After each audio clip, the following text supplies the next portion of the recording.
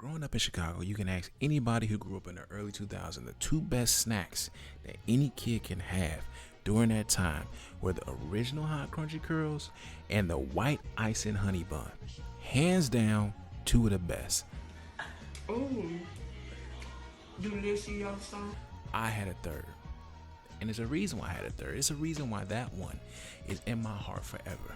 It was the long pack of fun snacks, strawberry cookies. I would literally die for those cookies.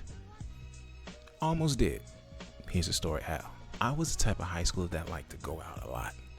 Not go out and socialize, but go out and wander and roam and just go to places. Take my skateboard, take my bike wherever. Most of the time I'm just like walking into situations or somebody bringing me their crazy situation. That's why most of the stuff that actually happened to me and all these stories I have, it was either me walking into a situation that I didn't need to be in or didn't want to be in, or somebody bringing me their bullshit that now I had to deal with. This is now my senior year of high school, right? We done moved back and forth from place to place. It was getting a little more dangerous. The rent is less and less and less, but we need to do this because we coming on hard times. It is what it is. So this year I was like, this is my senior year. I'm gonna try and be on the straight and narrow. I ain't gonna really mess around too much. I ain't gonna do too much. I'm gonna go do my work, get home, maybe chill for a little bit, try to de-stress. All right, but don't go on no extra quests. Don't go on no extra journeys. Don't go and visit people. Just go home. But this particular night, I was like, you know what? I got some extra cash. I'm a little hungry. I've been out all day. I'm gonna get my favorite snack right now: a honey bun and a pack of fun snack strawberry cookies. That's exactly what I'm gonna get. It's like later in the evening. It's not fully dark yet, but the sun is going down. I'm not worried about it, but you never get too comfortable when you're living in Inglewood. You never get too comfortable when you just going home. Something is going to happen. I'm riding home and I'm booking it. I'm like, if Lance Armstrong and Frozone had a baby, I am trucking it. I'm trying to get home as fast as I can. I need to go get me some cookies. Straight up. I'm going to make that detour. But it's like there's only one gas station that I know of that actually carries them like that. Now, here's the thing. I went down State Street. If I had just said, hey, if I just went down Ashland, I could go down Ashland, get to the gas station, then just go through the alley and then get to the house. I should have did that, but I didn't. I'm thinking, well, I can be out for a little bit longer. I should have took Ashland. So once I turn on 63rd and State, you get under the viaduct, get under another viaduct, and then you hit a gas station. It's a Shell gas station. I don't know if it's Shell anymore, but there's a Shell gas station right there. Then it's the red line. Then it's another gas station. And I'm now going past the second gas station. I have one headphone in and one headphone out. I take one off so I can hear myself and, my surroundings. As I'm passing the second gas station, I hear pat, pat, pat, like something was hitting glass. I look around. I don't see anything. I look back and see someone's car window blown out and someone's windshield busted, like somebody was just smacking their car or like a bat or something, maybe a big piece of, I don't know what it was, but I'm looking back and looking at it like that ain't got it to do with me. And I keep biking. Fast forward, I make it like halfway home. It's like 2 miles in total. Remember, I still have one headphone off so I can hear. I'm off of the street now and I'm on the sidewalk, thankfully. Behind me, I hear tires screeching and someone yelling. I don't pay no attention to it. Fast forward again. I finally make it to Ashland. The gas station is to my right. I'm back in the street again, biking. I got off the sidewalk. But once again, I hear behind me tires screeching and someone yelling. Pay no attention to it. I keep going. But in my heart, I'm like, maybe today I shouldn't be getting cookies. Maybe tonight is just not the night for some cookies. My mama cooking at home. I can get them in the morning before I go back to school. That's what I usually do. Maybe I should just go home. Something seemed off. There was too much stuff happening. I lock my bike up outside the gas station. I go inside and I get 2 packs of cookies. I'm like, fuck it, I'm not getting just one. I'm happy as hell. I rip open the red pack, but you don't rip it open all the way. You just rip open the top, right? So you can slide the tray out. I get 4 cookies. Before the cookies could even slide down my throat, I see this black car pull up with this girl hanging out of the window. That's him. That's one of them. Cookie still in my mouth. Who, me? You talking to me? What's going on? I'm confused. I'm sitting there dumbfounded, literally like a deer in headlights, because the headlights are just shining on me. Nobody's around me. Why is the street so empty? Of course the streets is empty. Who want to be outside right now? But my dumb ass, outside with a pack of cookies in my hand, now staring down a car that's telling me I'm some person that they looking for. So again, I'm looking around like, me? She talking to me? I look back. I do the cliche. I look back. She not talking to me. Who is what I do? But then this guy, big ass dude, look like an African general, steps out the car on the driver's side. Look like he got Vaseline all on his face. I'm sure that's just sweat, because his face is shining. I look at him. I look down at his hand. He got a pipe in his hand. And no, not a gun. He has a literal pipe in his hand. Like, why do you have a pipe in your car?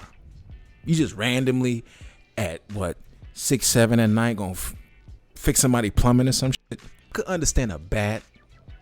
I can even understand a cricket bat. You were headed to the pitch with the lads on a Tuesday in Chicago or something. I'm confused. I'm confused right now, G. That accent was horrible, but you get what I'm saying. But she's yelling out the window now, pointing at me, still saying, that's him, and he's coming towards me. At this time, I'm a 175-pound, malnourished, 17-year-old teenager. I can't fight some big-ass Kimbo Slice. I can't fight that. So I do what any person in that situation would do. I got my cookies in hand. I protect them. You can be me, but you ain't fuck these cookies up. I don't care. I need something to eat afterwards if I have a chance, because if I come out of this living, I need something to eat. So I protect the cookies, and I look at him, mouthful of cookies. I'm like, what's going on? It's threatening as I could be. Again, 175 pounds, soaking wet. I'm like, the going on? I'm backing away, yelling like, hey, what you on? Hold on. He's like, nah, because you done fucked up. Now I'm ready to book it. I'm ready to run. The bike, it's locked up. I can get it in the morning. I'm ready to get the fuck out of here. But he's blocking the main entrance that I came in.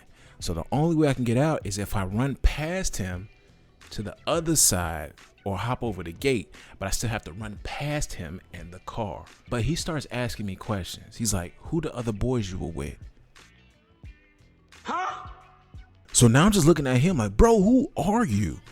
I don't know who the fuck you are. What are you talking about? So now he's like, you and the other boys that broke my windows and ran. I was following you down 63rd. So remember how I said I was hearing cars screeching and revving behind me? It was him. Now, I have no idea what he's talking about. It's either fight or run. That's all I can do. He's not trying to listen. This is what it is. So as I go to take off my bag, another car pulls up, and the girl that was yelling and pointing at me gets out the original car. 3 more guys get out the second car. Okay. I can't get out of this one. I can't. It's one skinny dude too. He looked like he fast, so I don't know if I can. I don't know if I can make it past him. And I live right there, so either I run towards the green line or I run home. But if I run home, it's no telling I'm gonna get inside. And 2, they might be even more mad because I ran. So now I'm like, fuck. I don't know what to do. I'm stuck. I'm about to get my ass beat. It's like 2 grown men and some dudes that look like they at least in their early 20s. What am I about to do? They start coming towards me. One of the dudes looks at me, and then he looks at the girl, then looks back at me. He looks at the guy who still has a pipe in his hand and says, who's this? He's like one of the boys from the gas station who rolled off on a bike. Another one of the 3 guys was like, no, it's not. He's not one of them. They're not even from around here.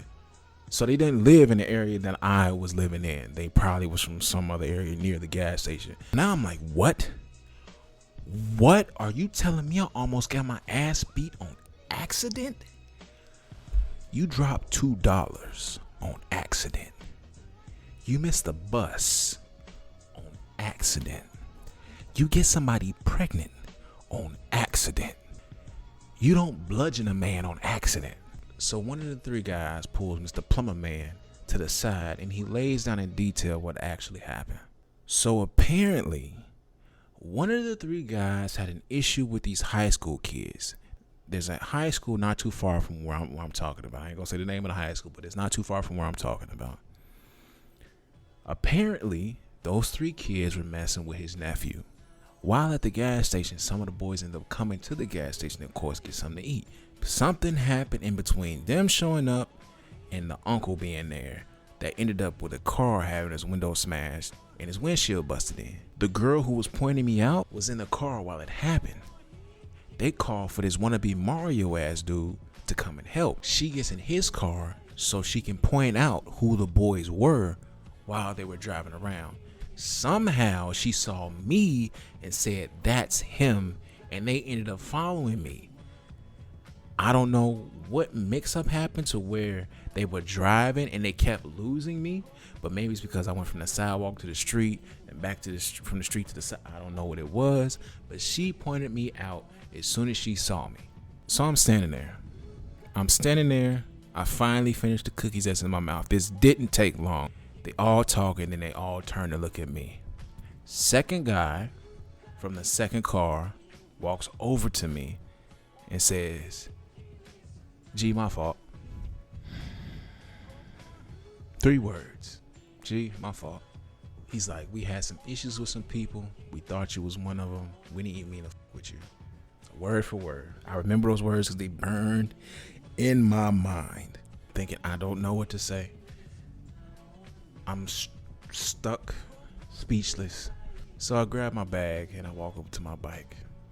I'm not even mad right now. Like, in that situation, I wasn't even mad. I was just more worried that I ran out of all the luck that I probably had for the rest of the year in that one moment. I unlock my bike. I'm about to cross the street. I get on my bike, and before I push off, one of the 3 guys from the second car comes over to me. He looks at me and says, "You good?" I look at him and I'm like, "Yeah, I'm just tired. I'm trying to get home." He's like, "All right, I just wanted to make sure." He looks down and looks me dead in my eyes. "Hey, can I get some of them cookies?"